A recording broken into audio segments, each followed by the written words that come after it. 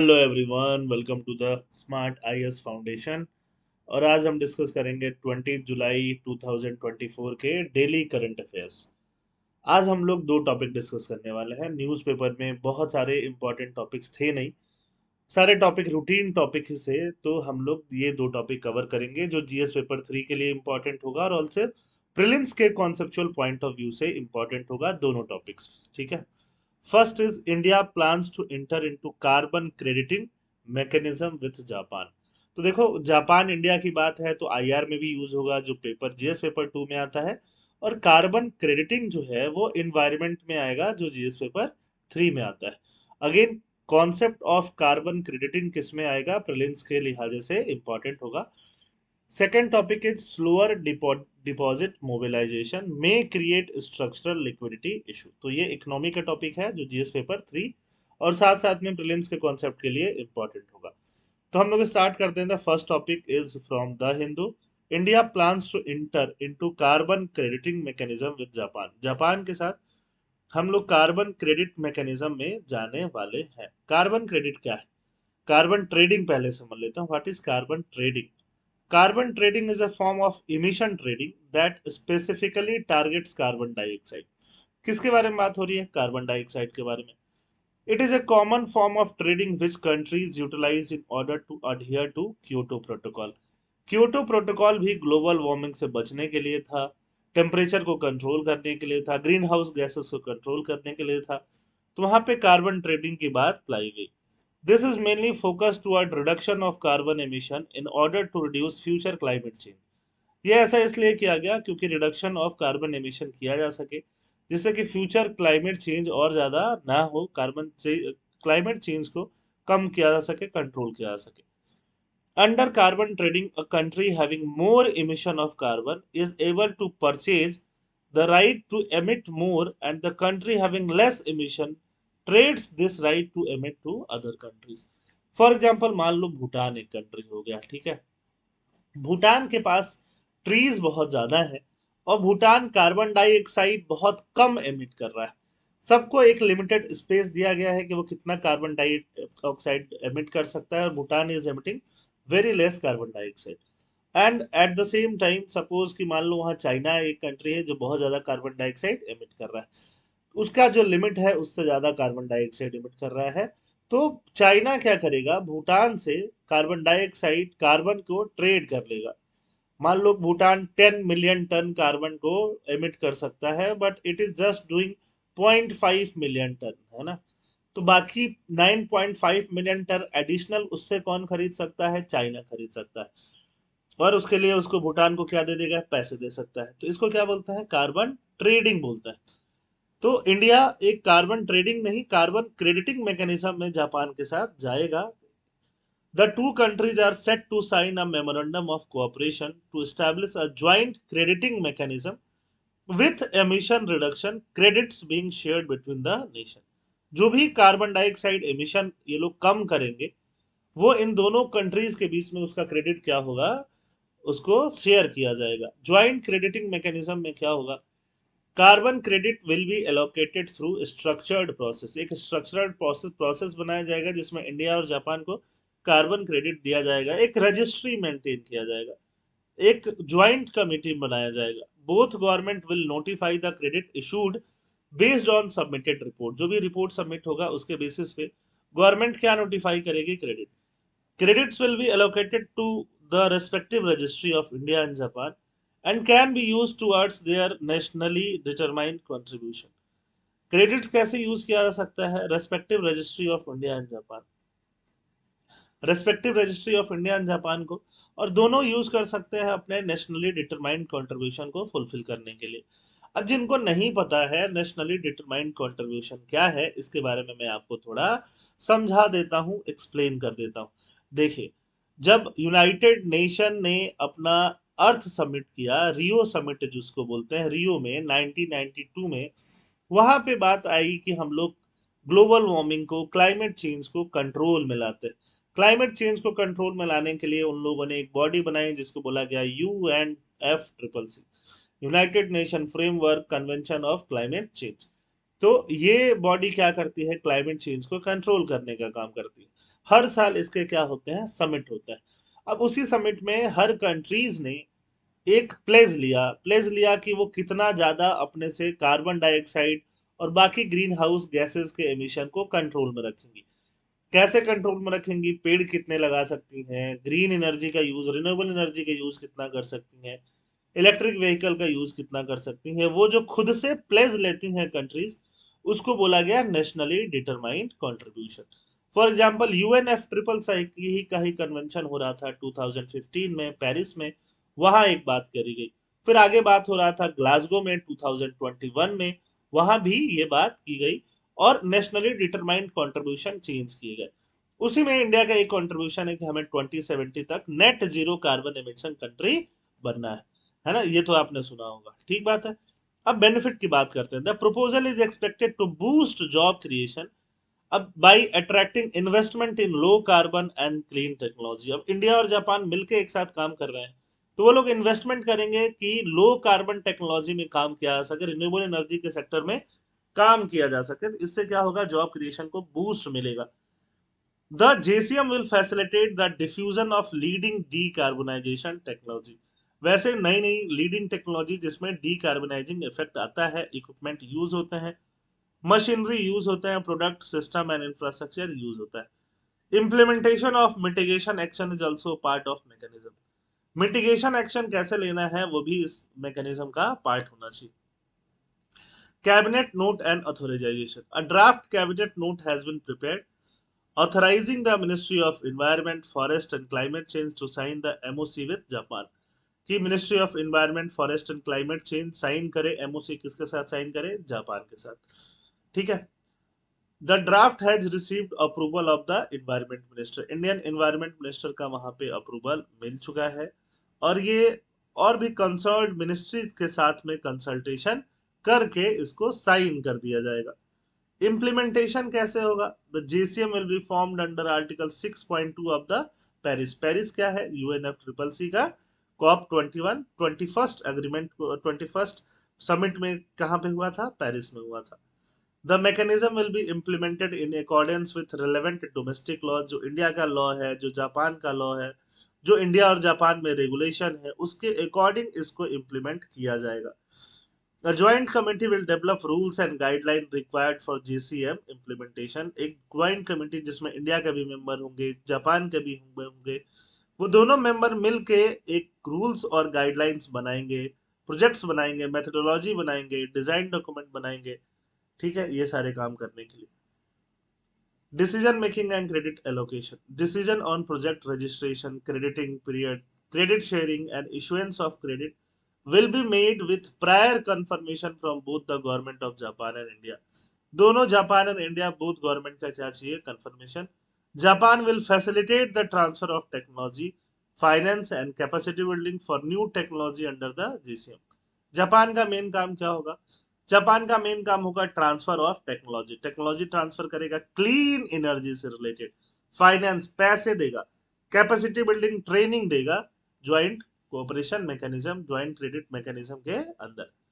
तो ये है पूरी की पूरी बात जो इंडिया और जापान के बीच में होगी, ठीक है। आपको जितना बेसिक समझ में आया, देखो अगर मैं इसको पूरे समराइज करूं तो ये समझो कि देखो ग्रीन एनर्जी का जमाना है, दोनों कंट्रीज को मिलकर क्या करना है, ग्रीन एनर्जी को फैसिलिटेट करना है, कार्बन डाइऑक्साइड एमिशन को कम करना है। तो इंडिया और जापान ने एक साथ मिलकर काम करने का फैसला लिया है, एक ज्वाइंट बॉडी बनाने का फैसला लिया है। जापान जो है इंडिया को टेक्नोलॉजी, फाइनेंस, कैपेसिटी बिल्डिंग सब तरीके से हेल्प करने वाली।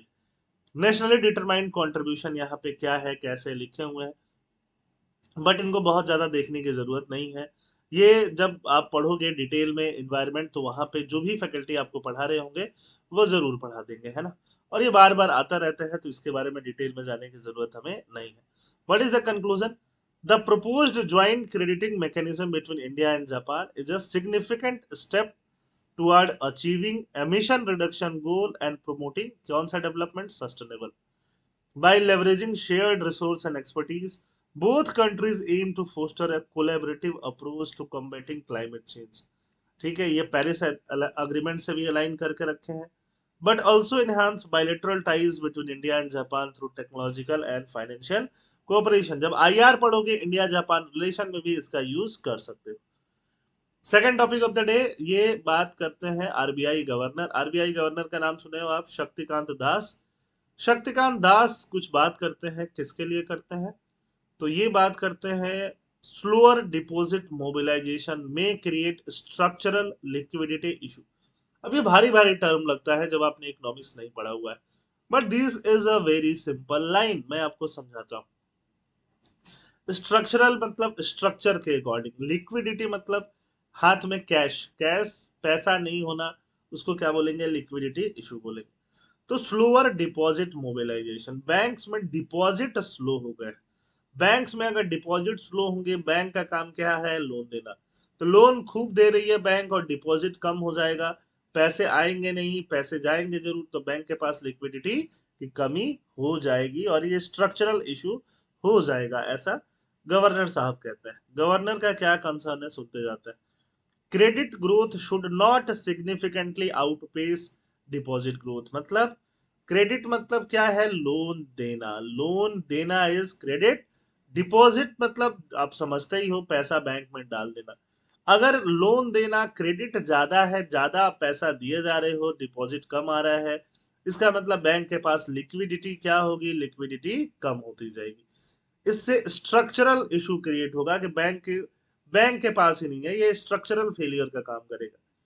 The gap between credit and deposit growth has been widening, ज्यादा ज्यादा क्रेडिट दे रहे हैं हम लोग, कम से कम डिपॉजिट आ रहा है, वो गैप वाइड होता जा रहा है।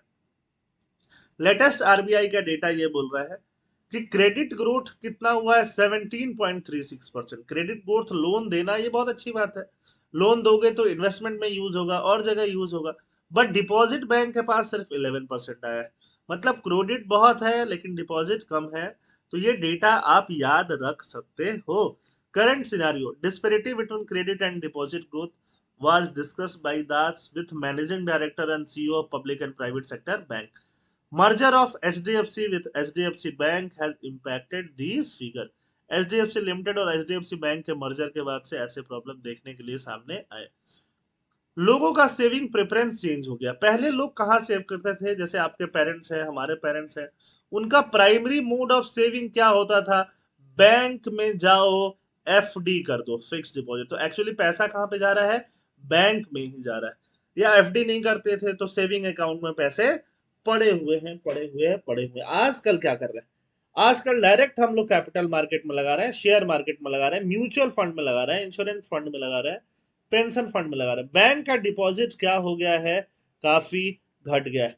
डोमिनेंटली तो हाउस होल्ड वाले बैंक में ही जमा कर रहे हैं, बट उसका डिपॉजिट धीरे धीरे और ज्यादा डिक्लाइन कर रहा है। Banks are relying more on short term borrowing, bank खुद ही शॉर्ट टर्म बोरोइंग पे, सर्टिफिकेट ऑफ डिपॉजिट पे रिलाई कर रही है इस क्रेडिट डिपॉजिट गैप को फिल करने के लिए। This increase bank sensitivity to interest rate movement and poses challenge to liquidity risk management. Liquidity risk को कैसे मैनेज करना है, ये बैंक के लिए प्रॉब्लम रहेगा। The shift from current account and saving account deposit to other form of saving has various implication. Bank के लिए सस्ता क्या होता है, कासा। करंट अकाउंट और सेविंग अकाउंट में कितना परसेंट, 2%, 4% ये इंटरेस्ट पे करती है बैंक, और उसके बाद लोन देती है तो 10%, 12% ऐसे उसको इंटरेस्ट मिलता है। तो बैंक को कासा से फायदा होता है। अब आप सेविंग अकाउंट में पैसे नहीं रखते हो, 10,000 रखते हो, बाकी सब ट्रेड मार्केट में लगा देते हो, म्यूचुअल फंड में लगा देते हो, तो बैंक को यहां से इम्प्लीकेशन आ रहा है। ठीक है, शक्तिकांत दास ने ये बोला है कि डिजिटल फ्रॉड से बैंक्स को बचाना चाहिए, अपने यूजर्स को, उनके अकाउंट्स को, और सिक्योरिटी प्रोवाइड करनी चाहिए, ये तो नॉर्मल सी बात है। Das urged bank to enhance effort in tackling digital fraud, which are rising due to social engineering attack and the use of mule bank account, वैसे बैंक अकाउंट जो खाली पड़े हैं। These activities expose bank to financial, operational and reputational loss. एक बार reputational risk होता है, bank crumble करने लगता है। RBI is collaborating with bank and law enforcement agency to strengthen transaction monitoring and prevent digital fraud. Unsecured credit, retail credit. RBI increased risk weight on banks' exposure to consumer credit, credit card receivables, and non-banking finance companies in November last year, moderating the growth in this segment. मतलब RBI ने exposure मांगा कि कितना credit जा रहा है consumer के पास, है ना, नॉन बैंकिंग फाइनेंशियल कंपनीज का, और कितना ग्रोथ इस सेगमेंट में हो रहा है अनसिक्योर्ड लोन से। अनसिक्योर्ड मतलब एक बार जो आपने पैसा दे दिया, एक बार जहां लोन दे दिया वो लौट के नहीं आए। Delinquency levels and leverage in small ticket consumer loan require enhance vigilance. मान लो कि आपने, ठीक है, छोटा मोटा लोन दे दिया किसी को, पर्सनल लोन 10,000 के लिए, अब उसके लिए कोई मोर्टेगाज नहीं था, मोर्टेगेज नहीं था, तो फिर वापस से वो पैसा लौट के आएगा कि नहीं आएगा, वो क्या है, अनसिक्योर्ड लोन हो जाता है और उस पर काफी रिस्क हो जाता है। ठीक है। Private credit market, private credit is growing as a preferred alternative for capital mobilization. Private credit का मतलब क्या है, प्राइवेट तरीके से लोन लेना। while these market offer economic benefit, their vulnerabilities and interconnectedness can amplify negative shock and pose financial stability concern। तो ये सारा शक्तिकांत दास बताते हैं।